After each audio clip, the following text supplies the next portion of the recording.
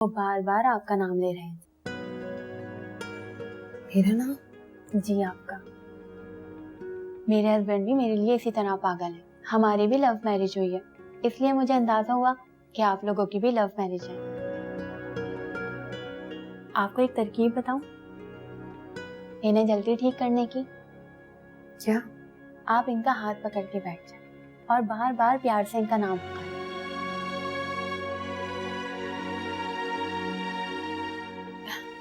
हैरान होने की कोई बात नहीं है, मेरे हस्बैंड का भी इसी तरह एक्सीडेंट हो गया था। मैंने नर्स के साथ साथ बीवी की तरह भी उनकी खिदमत की। वो 2 दिन में ही ठीक हो गए। हालांकि डॉक्टर ने कहा भी था कि ठीक होने में पूरा 1 हफ्ता लगेगा।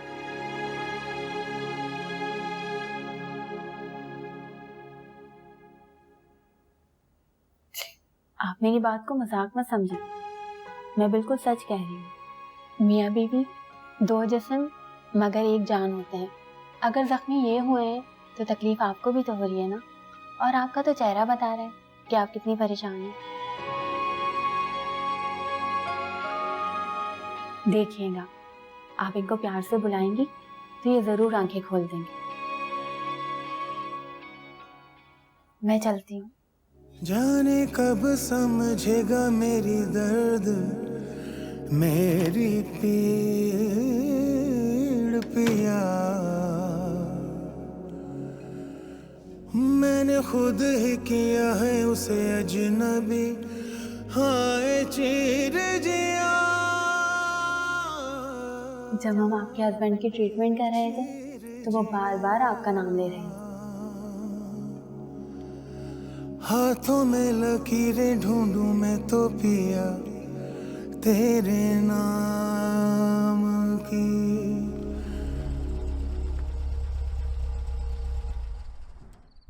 जामिन,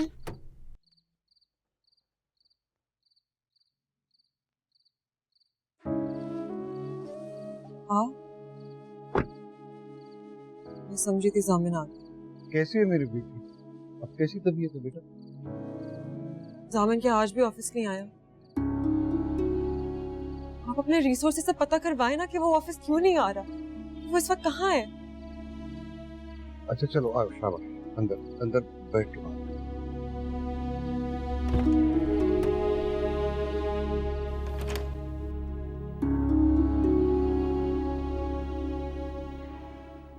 अस्सलाम वालेकुम। वालेकुम सलाम। खैरियत? आज आपने आने में बहुत देर कर दी। बाबा, अगर आपके पास जामिन के बारे में कोई भी इंफॉर्मेशन है तो प्लीज इनके सामने मत दीजिएगा। आप मेरे कमरे में आ जाइएगा प्लीज।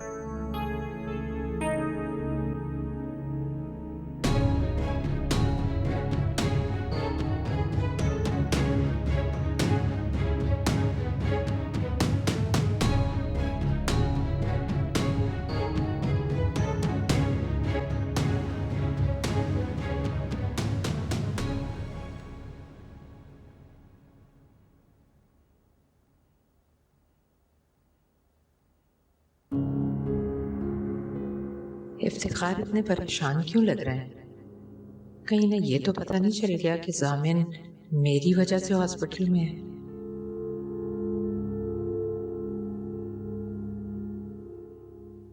आप हरीम के पास जा रहे हैं? नहीं तो वैसे भी जो मुझे पता चला है वो सब उसे बताने का क्या फायदा? आपको कुछ पता चला है? हाँ।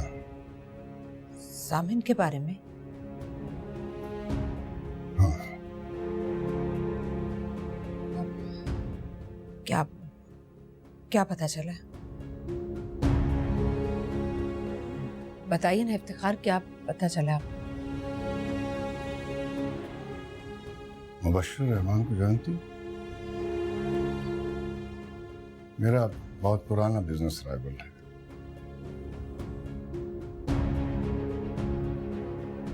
जामिन ने उसके पास नौकरी कर ली। ओह, अच्छा। मुझे बड़ी तकलीफ हुई कि मेरा भतीजा, मेरा दामाद मेरे मुखालिफ के साथ मिल गया है। आपको उस पर गुस्सा आ रहा होगा। हाँ, जब मैंने सुना तो मुझे गुस्सा तो बहुत आया, लेकिन फिर मैंने सोचा कि उसने ठीक किया है। जिस शख्स को तुमने रातों रात सड़क पर ला खड़ा किया, उसका घर, उसकी नौकरी छीन ली, वो अपने सर्वाइवल के लिए कुछ ना कुछ तो करेगा। आप भी यही समझते हैं कि उसके साथ जो कुछ हो रहा है उसकी जिम्मेदार मैं हूं? हम सबके हाथ बंधे हुए हैं राधे भी, लेकिन फिर भी हम सब कभी ना कभी एक दूसरे के गिरेबानों में हाथ डाल चुके हैं। खून के रिश्तों में ऐसा होना तो नहीं चाहिए, बिल्कुल भी नहीं होना चाहिए, है ना? खैर, और हाँ, राबे बेगम, मुझे इस बात की बड़ी तकलीफ है कि हरीम तुम्हें अपना दुश्मन समझती है। उसकी मां बनो, उसके पास जाओ, उसे जितनी जरूरत आज है तुम्हारी, शायद जिंदगी में कभी भी नहीं थी।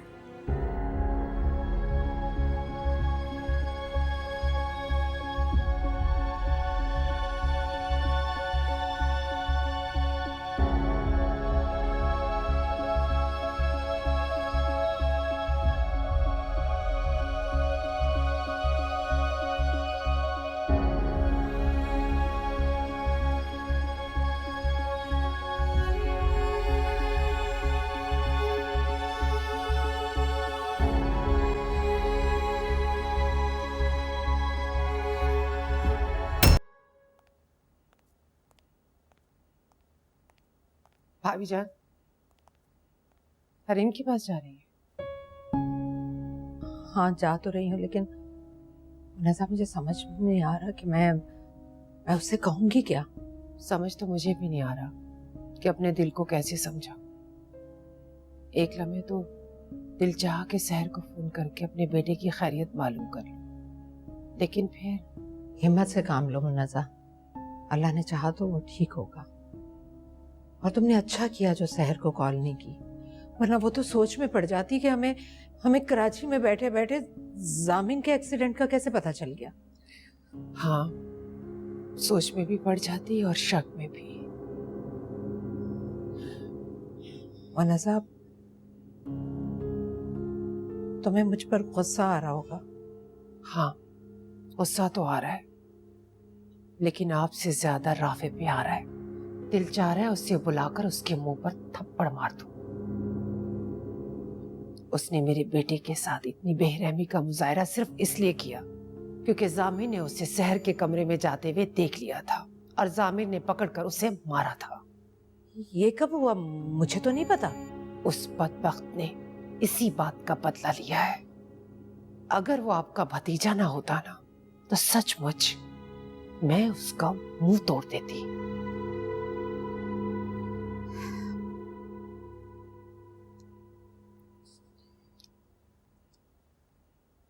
हेलो राफे, कहाँ हो तुम? फौरन घर आओ।